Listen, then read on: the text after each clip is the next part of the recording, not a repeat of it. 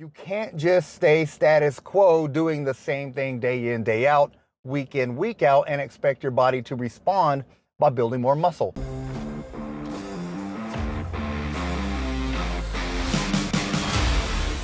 Hey man, Gary Walker here, and welcome back for another video. All right, in this video, I'm gonna tell you the fastest way to build muscle as a man over 40. Because here's the thing, now that you're 40, 50, 60, 70, or even 80, wherever you're at in your fitness journey, you can still build muscle, but you gotta make sure you're doing everything that's required to build muscle efficiently. Now, I work with a lot of men over 60 and 70. They are even building muscle, but the rate is a lot slower than the 40s and 50s. So just keep that in mind. Although you may be 60 or 70, don't give up on your muscle building efforts. That's the main point I wanted to get across. So 40, 50, you can still build muscle fairly easily. And building muscle is never easy, but easy in comparison to someone that's a lot older, as long as you're doing the things I'm about to show you. Now, the first thing, obviously nutrition is gonna be paramount, but we all know that. I'll touch on that here in a minute. The most important thing that I really want you to focus on is your workouts. Now, you gotta make sure you're challenging your body enough. That's the main thing. The biggest fault I see in people trying to build muscle that aren't getting those results is they're just not challenging themselves enough. They're going through the motions, or they're just not pushing enough weight. Now, I'm a big proponent of you can build muscle using lighter weights. However, you still have to stimulate that muscle. You've got to use a lot of different techniques, like my Tricon training, drop sets, supersets, giant sets. You really need to make sure you're putting a lot of time under tension on the muscles you're working, and also working out with enough intensity. That's the biggest key. The second thing is, once you figure out how to work out hard, and it doesn't require heavy weights. Working out hard can be intensity with a Tricon set. But once you have that component down, well, there's something called progressive overload. You still have to continue to improve, whether that be lift a little bit more weight from month to month, a few more reps from month to month, or do a few more intensity techniques. You can't just stay status quo doing the same thing day in, day out, week in, week out, and expect your body to respond by building more muscle. You've got to give it a reason to build more muscle. Our bodies want to stay the same. That's the thing. So our bodies are really good at adapting. So let's give it an example. If you're doing dumbbell bench press and you're doing 40 pounds for 8 to 10 repetitions, that's great. But you want to get to where you can either do that same 40 pounds for 12 to 15 repetitions down the road, using strict form. Don't just start trying to add more reps just for the sake of adding more reps. You want to make sure you're still controlling the weight and using good form. Now, more repetitions is only one form of progressive overload.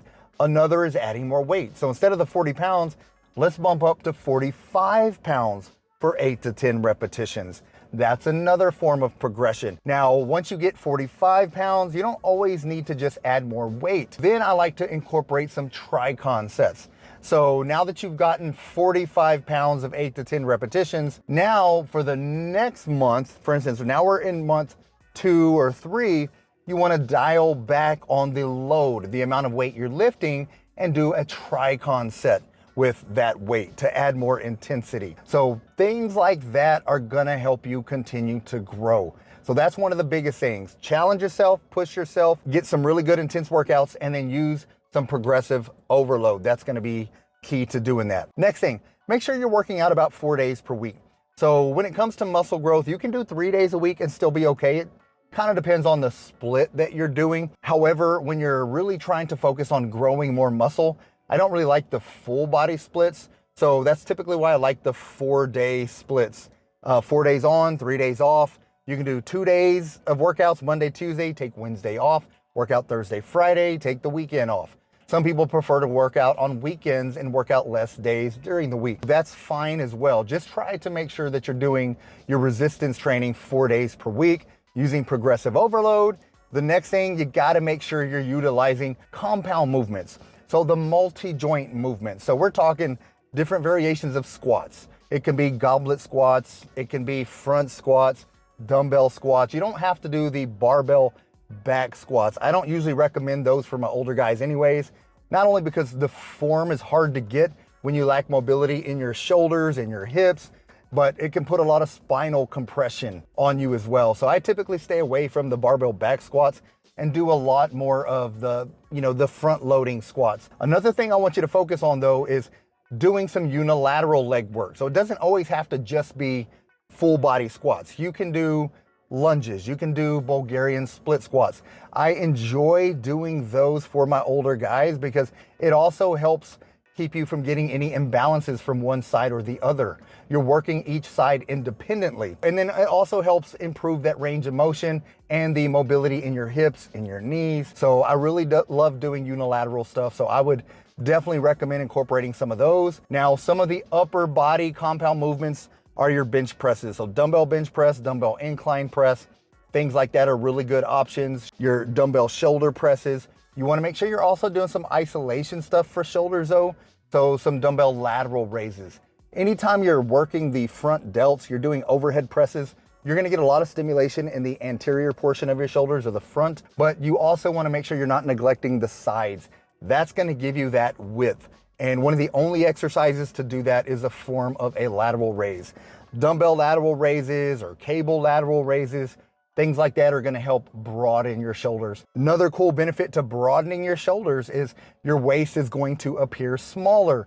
So it's an illusionary thing that you like to focus on because it allows you to look slimmer in your waistline. Now, some other exercises you want to make sure you're doing, either a back row, a lat pull down. I like doing two different variations of back exercises, a vertical back exercise and a horizontal back exercise. So you can do a pull up if you're capable, or just doing a lat pull down will work fine. And then dumbbell rows are a really, really good overall back exercise. Now, those are some of the compound movements you want to make sure that you're doing. When I say isolation movements, make sure you're still doing some barbell curls. You want to round out your body. You want to make sure you got your biceps getting worked and things like that as well. But if you're doing those exercises with each workout, then you're gonna get good results as long as you're challenging yourself and you're pushing yourself. So now that you know the frequency of working out and the duration and the volume, you gotta make sure on those 3 days you're off that you are allowing adequate rest and recovery. So rest and recovery, I'm talking when you're sleeping 7 to 9 hours of quality sleep, you gotta have your sleep. Focus on that deep REM sleep. That's when your body's going to produce more testosterone and growth hormone, but also it's when your body's going to repair and replenish from these workouts. So you want to make sure you're really prioritizing that rest and recovery, which is why I recommend 4 days of resistance training and not 5 or 6 that some other people tend to do. And now we started out talking about nutrition. Nutrition is going to be critical here. Focus on protein. Protein is going to be huge. So you want to make sure your protein levels, I'm always going to recommend higher protein, 0.8 to 1 gram of protein per pound of your goal weight. If you want to be 180 lean pounds, get close to 160 to 180 grams of protein. Why? Because you only have 3 macronutrients. You got your protein, you got your carbohydrates, and you got your fats. You don't really need a whole lot of carbohydrates. With that said though, I do want you to eat some carbohydrates. But at the end of the day, if you're looking at all 3 macros, protein is gonna provide the most benefits, not only for muscle growth, but metabolism boosting benefits. Your body has to burn more calories to digest the protein. So that's another benefit there. And so really focus on getting protein about every 3 to 4 hours. If you're getting 30 grams of protein every 3 to 4 hours throughout the day, you're going to maintain adequate muscle protein synthesis, which is going to be key. You're going to have a steady supply of amino acids in your bloodstream. So when your body's trying to repair, build, and grow, you're going to have enough of those so your body can actually start building more muscle. Now, that's the main thing. But going back to carbs, do not be afraid to eat carbs, especially when your goal is building muscle. Now, if you're trying to get lean, ripped, shredded, then I like to carb cycle or even cut back even more on the carbohydrates. But when your goal is to build muscle, you need to eat carbohydrates. You just want good sources of carbohydrates. I'm talking beans, rice, potatoes, quinoa, multigrain breads or Ezekiel breads like a sprouted bread, some fruits. All those are going to be really good options. You want to make sure you're eating some good carbs to not only fuel the intense workouts you should be doing, but for adequate hormone optimization, and also make sure you have enough to recover, rebuild, and replenish as far as glycogen stores. You want to have enough glycogen in your body so you can push a little bit heavier weight to increase the intensity and increase the loads of your lifts. That's going to help you improve with your muscle strength. So hopefully all of that makes sense. So quick bullet points. You want to make sure you're eating your protein, 30 grams every 3 to 4 hours. And that's just minimum. If you want 40 grams every 3 to 4 hours, that's fine as well. Just make sure you're prioritizing your protein and you're getting that in. Don't be afraid of carbohydrates, especially since you're trying to grow. Make sure you're eating carbs with 2 or 3 of your meals each day. That's going to be sufficient for you. And then also challenge yourself, push yourself with your workouts. Focus on progressive overload with your exercises, specifically with your compound movements. So when it comes to isolation exercises or lateral raises and barbell curls or dumbbell curls, you don't really need to go really heavy with those. You don't really need to focus on a lot of progressive overload with those isolation exercises. The overload's gonna be important with the compound movements. Again, some of the squats or the bench presses or the pull-ups or pull-downs, the barbell rows or dumbbell rows. All of those exercises are where you want to prioritize your progressive overload and make sure you're challenging yourself enough to allow your body to get that growth response. And again, lastly, on the rest and recovery, 7 to 9 hours of quality sleep each night. Focus on making your sleep environment as comfortable as possible so you get into the deep REM sleep. Because again, that's the time your body's going to produce the most testosterone, which is going to extremely improve your muscle building efforts. Now, with that said, I hope you liked the video, and a little different format here.